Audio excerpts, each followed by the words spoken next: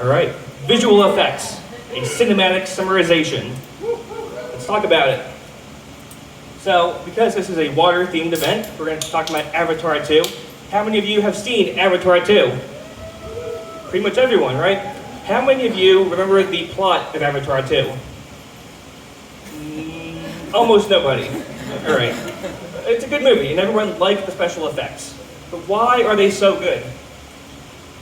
Let's talk about that. Let's answer the question of everything that they've done. It took 7 years of post-production to get this movie from beginning to end. That's a lot of time. So what did they do and how did they do it? Let's break it down from the beginning. Now, who am I? That's me. That is not my apartment. That's basically my apartment. March 2020, I was no longer able to watch movies in their theater. But as everyone remembers, so I had a lot of free time. I started talking with friends, and we did movie nights. I watched a lot of movies by myself. And visual effects artists, they like to brag. They like to show off what they've done. And so there's lots of interesting behind-the-scenes videos of how they do all these different effects. And I got really into that. And so now I'm going to talk about all the exciting things I've learned through my time of watching movies and their behind-the-scenes. That's me, Nick Felker, right there. All right. So why do we even need visual effects? Why can't we just film things right where we are, on this stage, wherever? How many people are interested in seeing Oppenheimer? Everyone, yeah, it's exciting, right? Nuclear bombs, all kinds of fun stuff. Those aren't fun, but the theme is fun, right? So why do we need visual effects? Well, as it turns out, this movie is not using CGI for the nuclear bombs. Christopher Nolan, he's a great director, right? I don't want him to have a nuke, but so we shouldn't give him one. So if you don't have anything else from this talk that you get, just remember this one thing. Visual effects is literally going to save us nuclear Armageddon. All right, so how are we going to do these things if you don't have CGI?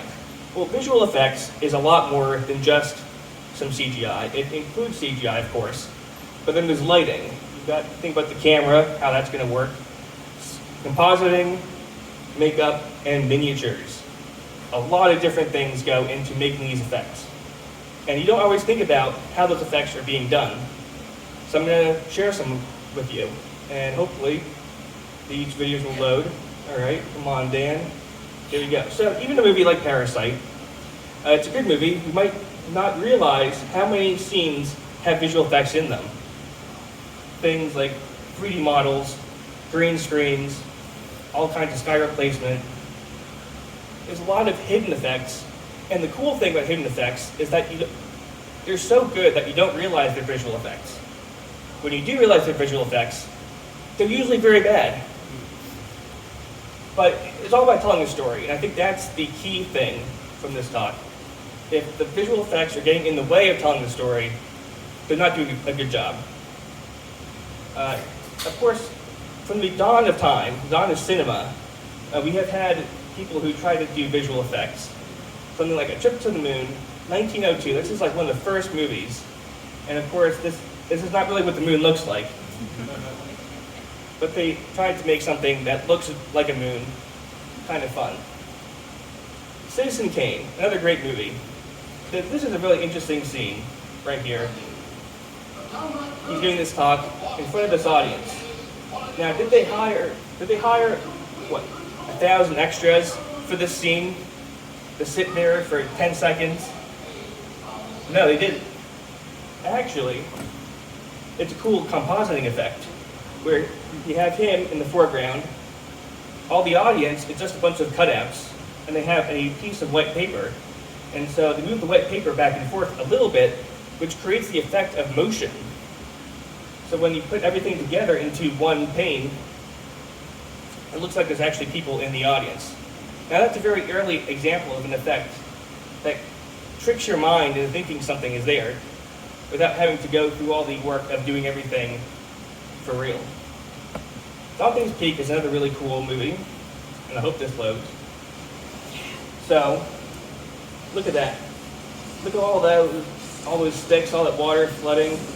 Now the cool thing about this is it's all miniatures. This is a practical effect, but it's at about 1/10 of the normal scale.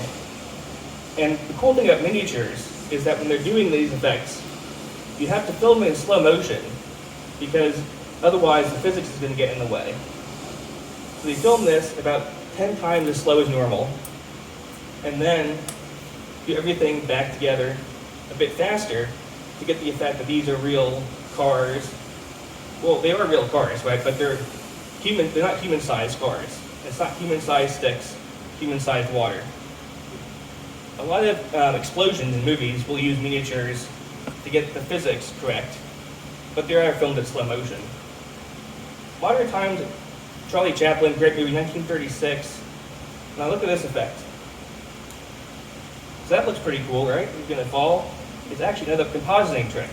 By changing the way that things are in the foreground or the background, we're able to get the illusion that he's actually going to fall. And if he did, he'd be okay. He's not really going to fall that far. Now, Fantastic Voyage, this is from 1966. Now, you can see in this, they're going through a human body right now. They're miniatured, shrunk down. They're going through a human body. Now, one thing you can tell very clearly is that this is filmed on a green screen or a blue screen. In the 60s, this chroma keys, blue screens, and green screens, these were just being pioneered at the time by being able to cut out the parts of the background and keep people in the foreground. You're able to replace the background with whatever you want. Unfortunately, I think a lot of us know examples where green screens are very obvious and they look quite bad. This is from Die Another Day, James Bond. Now, why does this look, we know all of this is on a green screen. Why does it look bad? Because you can tell that the water is very bright. You have these solar highlights, but he looks very bland. You know, his face is flat. The motion looks pretty janky. There's a lot of problems here that are very obvious. Now, yeah, this is, and then of course the visual effects are getting in the way of telling the story. I'm sure we're all familiar with the concept of the uncanny valley. But the cool thing about the uncanny valley is that it applies to more than just human faces. If you're looking at something and the lighting is off, or the physics are off, we innately can tell that something is wrong. We can tell that it's a bad effect. And it's very hard for visual effects artists to get things to look good. And so they do a lot of things to try to mitigate that. One of them is high dynamic range imaging. Basically, they'll take these reflective balls into the scene where they're being filmed. And you can see in this reflection, you get colors, you get the bright saturation, you get both the intensity of the light and the direction of the light. And so they can use this as a reference when they go back to the visual effects post-production and then apply that to the visual effects so that things look as they're supposed to. Now, another cool thing that they can do is use practical effects where you can. A movie like Real Steel, now see, the movie is about robots who fight, like boxing, and there's, of course, a lot of CGI to get robots to box. Robots cannot box today, thankfully. But they actually do build real robots, and they use them in a couple of scenes. Not for the fighting, but when you have real things, visual effects artists can take that as reference. They know the types of metals, they know the shapes and the textures and the lighting and how that all works. So that when you get to the part where you do the CGI, it looks really good. This is one of the first movies where things looked photoreal. And that was a big deal at the time because they had a lot of these things planned ahead of time on how to achieve really good looking robots. But we're getting a lot better at this kind of stuff today. So if you're familiar with video games, they're now working on these things like the volume. If you've ever seen Mandalorian, for example, they are now building these virtual environments. So when they're doing the filming, they're able to right away adjust the types of scenes, what's in the scenes, what the lighting is like. So instead of having to do everything on a green screen, everything is just being done right away. And that's really good for lighting as well, for colors, for everything. And it helps the director as well because they're not having to film something on a green screen, wait 3 months to see what it looks like afterwards. They can say, okay, right here, I want the sun to be a little dimmer, I want it a little brighter, clouds, I want this thing moved. So that's a really new advancement in terms of achieving very good visual effects. The camera is also very key. You know, when we're watching a movie, we're watching it through the point of view of the camera. And sometimes a good director will use the camera as a character. And sometimes they can use these to achieve new types of effects. So Star Wars, they were headed by George Lucas, of course, Industrial Lights and Magic. They pioneered motion-controlled cameras. So basically, to achieve all the different types of crafts in space, the crafts stay there. The camera moves in a deterministic way. They can repeat that same motion over and over, exactly as it is, and they can composite all the different spacecrafts together to create the effect that they're actually moving. And of course, I'm sure you're familiar with The Matrix and that famous bullet time scene. So to achieve this, they end up using about 3 dozen cameras, and they capture him in slow motion on a background that's actually CGI. And so to achieve this, they have each of the cameras take a small snapshot of him, and they actually use CGI, very early CGI, to do the morphs between each of those different cuts. And then so when you do it all together, it actually looks like the camera is moving, even though every single camera is still. Now, Ambulance, this came out last year. I'm sure you're going to tell very quickly a very interesting thing about this type of camera. Now see, no cameraman is actually going underneath the police car. That'd be too dangerous. So they're actually using drones, and I think we're beginning to see drones as a new medium to create types of shots that we've never seen before. So I think it's cool to see that cameras, even though we all understand what they are, we all have one, there's still a lot of innovation that we can achieve to get different types of shots. And of course, we have to talk about CGI characters. This is actually pretty hard to do. And Lord of the Rings introduced Gollum. He is one of the first photoreal CGI characters. Well, he wasn't that photoreal. But Andy Serkis ended up, he's there, he does all the different types of things on set. And they're hand animating everything that he does later on. This is 2002, and that was pretty good for the time. And it still holds up, but we can do a lot better. So what are we doing today? How have we advanced CGI characters? If you look at something like Avengers, came out a couple years ago, the character of Thanos is entirely CGI as well. Now what they do is a lot of motion capture. So you can see him, he's wearing a motion capture suit, and he has a lot of dots on his face with a small camera positioned right around his mouth. So to do that, everything he does, everything he says, they're able to capture all of those small changes in his face. And human faces, they're very complex. But they're able to capture all of those data points and translate it into the character of Thanos. But we're doing a lot more than just animated characters. Something like The Irishman, for example. So they have him got there, and so you can see that they're doing a lot of de-aging there physically in the camera as a new type of effect. And that was good. I think The Irishman de-aging was solid, right? But Disney is actually working on some new technology and employing machine learning and AI. And you can see that they're able to take the input video and apply a different mask on top, so to create effects of extra aging or de-aging.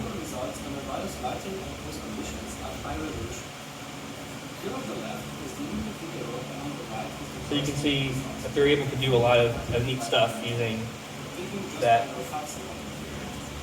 Disney is also responsible for, I'm sure you might be familiar with deep fakes, using AI to impose different faces on other people.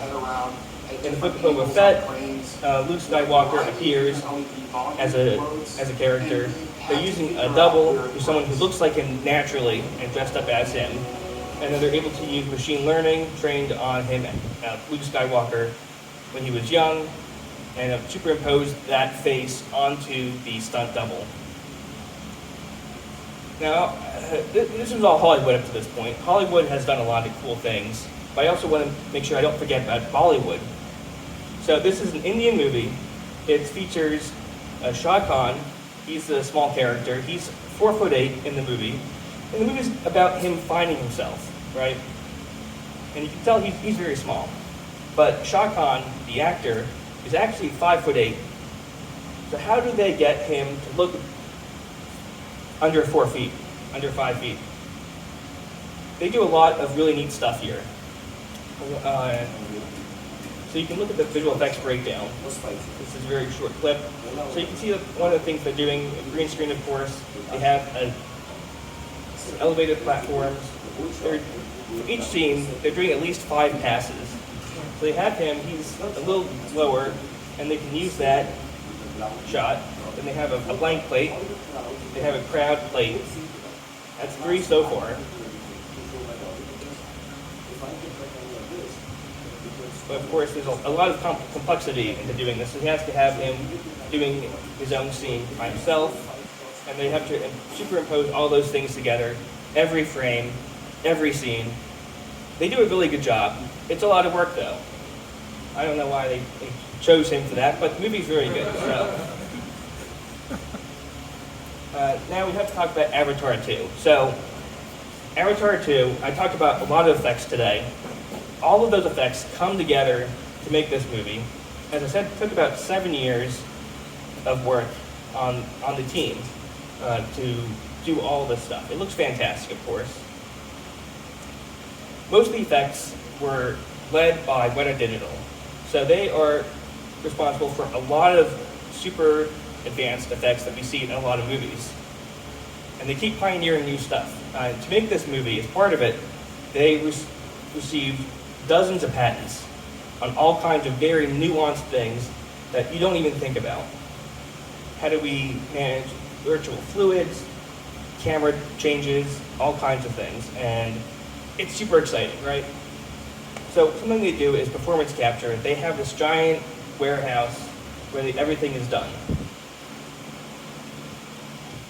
And so they do everything with motion capture. Of course, they do a lot of stuff with the faces as well. So and all the different types of actions like this, they're all done for real, right? So they're actually on this stage, doing these things. That really draws out the performance of the actors. But then everything gets animated anyway. So Weta pioneered this new facial pipeline. This is another technology that they're doing with machine learning. So they take in the skin and the performance capture, and they're using machine learning to identify exactly how the skull and how the muscles would move to create those movements. And so they can take those changes and apply them to the digital character. Now, another thing that they pioneered from the first Avatar was the concept of a simulcam in virtual productions. And this is being used more and more. Basically, they can impose the CGI aspects into this small display, so the director, while they're doing it, can actually see what the final thing is going to look like, more or less. And that is really useful for the camera folks, because they have to know exactly where the beats are going to be to achieve the effect. It's great for the actors as well, because they can see exactly what they're supposed to be responding to, instead of everything being on a green screen and you're looking at people telling you who something is. They can see where it is. Now, one of the things that they pioneered, what Digital did for this, is called Loki. So you can see it's a completely new water simulation pipeline that also incorporates things like hair movement, cloth movement, and how things interact between the air and water. And this is very complicated types of physics, and each frame is going to take an hour to render. So this is very physics intensive, but if you get this right, the effects look spectacular. Another thing is bubbles. Bubbles are not something you think about in terms of CGI, but you can tell that they have to incorporate, how do bubbles work? How does water work? So you can see when the creature moves them out into the water, all these bubbles have to come out. And that's part of their Loki system, where they have to physically calculate how oxygen interacts with water, how does it form bubbles, how the bubbles move, and how does it affect everything else around it. And that's super advanced, and that's something that, they have patents for this now. Another thing that they did is eye lines. This is actually a really cool video, because it's when you're having physical actors on set and digital actors, it's quite hard to understand where the eye lines are supposed to be. So they have this small monitor. You can see this is coming down from the ceiling, which actually shows the character's eye line right there, and the movement as well of the digital character, so they can react upwards instead of looking straight at the person next to them. Recording underwater is also a very difficult thing that they spent a lot of time trying to figure out. Came up with a system where we basically did a volume underwater. So they have this giant underwater pool, The two were in sync. and they figure out how to